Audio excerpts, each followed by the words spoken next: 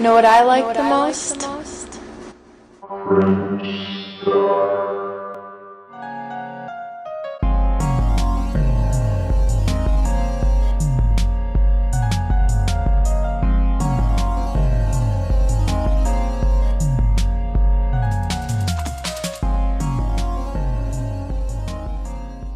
Welcome to Queer Kid Stuff.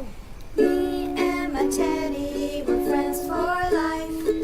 All of us together is such a delight. Queer Kid Stuff. Teddy, you had a really good question for me yesterday. What was it again? Lindsay, yesterday I heard someone say the word gay. What does gay mean? Sometimes when you hear the word gay, it might mean happy. Like if I went to recess yesterday and I had a really great time, it made me feel gay or happy. But most of the time when you hear the word gay, it probably means something else, and that has to do with love. So gay means when one person of one gender loves someone of the same gender. Like if a boy loves a boy, they're a gay couple, and if a girl loves a girl, they're a gay couple too. And even if a teddy loves a teddy, they're going to be a gay couple. That's what gay means. Gay means love. Teddy, I have a question for you now. What does your family look like? My parents are two bears. Wow, that's so different from what my family's like. I have a mom and a dad, but I also have a stepmom and a stepdad.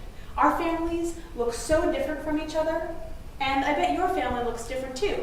Let's talk about what some of those families might look like. Some families might have a mom and a dad, but some families might also have a mom or a dad and a dad. And some families might even just have one mom or one dad, and some families might have many moms or many dads.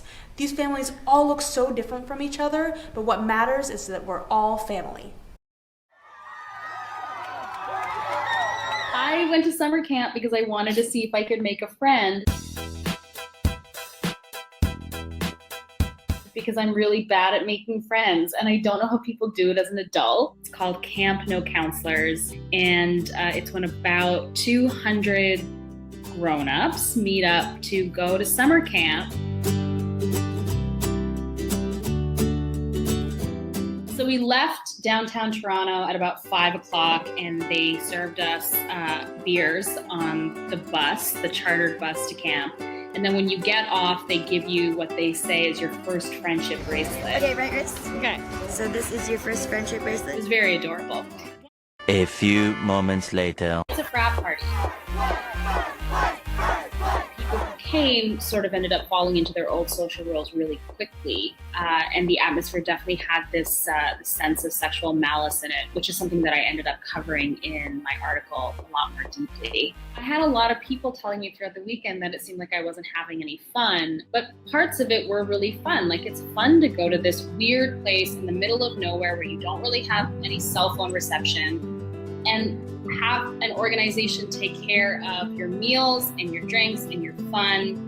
There's something really pure and beautiful about that experience because everyone was just having fun and they were having a really particular kind of nostalgic, warm, safe fun, and it's hard to shit on that. I made 3 Facebook friends when I got back, which I thought was pretty good. I went to summer camp because I wanted to see if I could make a friend because I'm really bad at making friends. But the thing that comes with that is a kind of a dark side of what happens when adults are sort of left without supervision in the woods with beer.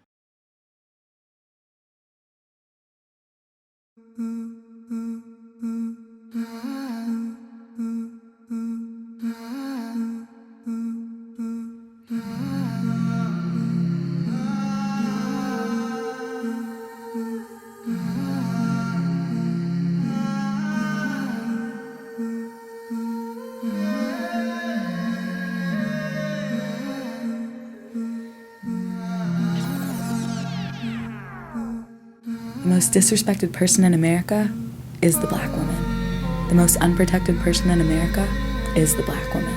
The most neglected person in America is the black woman.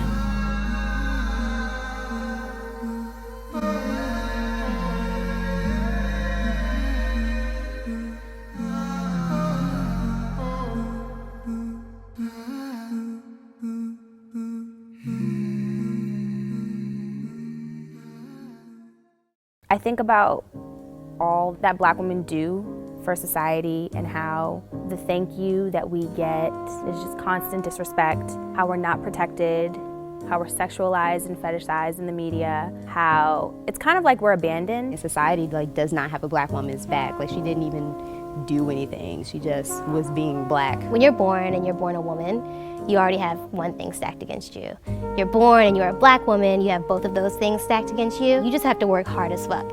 And there's no system in place to help you thrive. I feel like I'm a very strong person, but I'm always afraid to show that I'm too strong because I'm always afraid that it will play into that stereotype and all of a sudden I'll be looked at as masculine because of these stereotypes that are put upon Black women. Black women should be quiet into themselves and sort of have their heads down and just kind of try and blend in. You are not allowed to be a bigger woman, tall, and also stand up tall and be confident. It's just not allowed. The thing that makes me most angry is the fact that I feel like no one really has my back except other Black women. It's really tough to feel alone in a fight to be seen as equal and just as successful and just as amazing as anyone else. The variety of Black women is really important in media because we are seen as only one thing, and that's sassy, or we have too much attitude, and we can never be anything else without that. There's no such thing as an angry Black woman, but a Black woman who happens to be angry. For the young Black girl out there, I would say think about all the things that we contribute every day to society and how we built this country on our backs. We did it.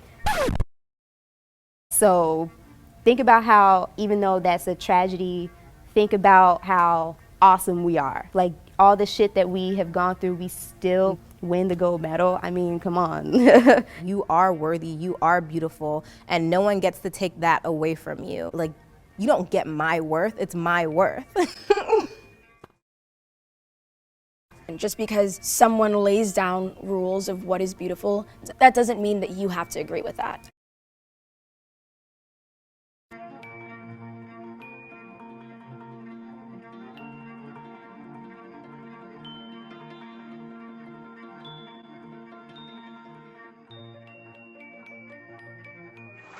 Let there be a caution to everybody out there. And I'll blow you up too, so if you tweet me thinking that I'm the only one that's gonna get it, I'll retweet it so all my followers can see it and get on your punk.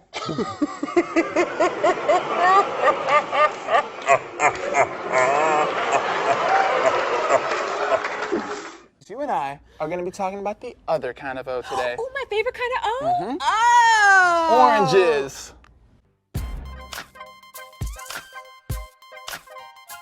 Hey, I'm Shannon. What's going on, guys? I'm Josh. Yeah! Woo! Thank you. Yeah. Thank you. Why are we clapping, though? Well, I'm just practicing my standing ovation, so when my favorite artist wins the VMA, I'm ready to turn up. Oh, cool. Detective Orgasm, reporting for duty.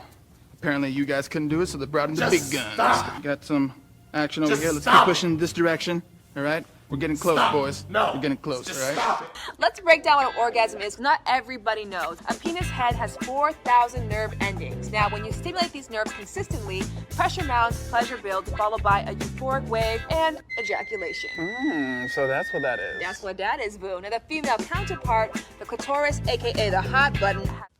Oh, fuck yeah, this is the shit.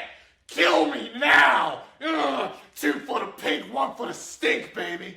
2 for the pink, 1 for the stink. You can switch it around if you want, if you're a real man. Ah! Yeah! Has 8,000 nerve endings, and when they are stimulated consistently, the body involuntarily releases a wave of contraction, aka an orgasm.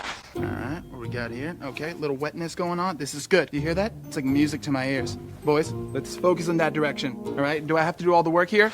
So there really is no definitive way to tell if your partner faked an orgasm without going all detective immediately after the orgasm, right? Exactly, because some men can orgasm without ejaculating, and most women show no visual cues at all. Wait, men can what? Yeah, some men can train themselves to orgasm without ejaculating. Multiple times? Multiple times. What am I doing with my life? The best way to ensure your partner doesn't fake is to ask them what they like and what works for them. It is your roadmap to the finish line. I'm terrible at reading maps. What about oral maps, though?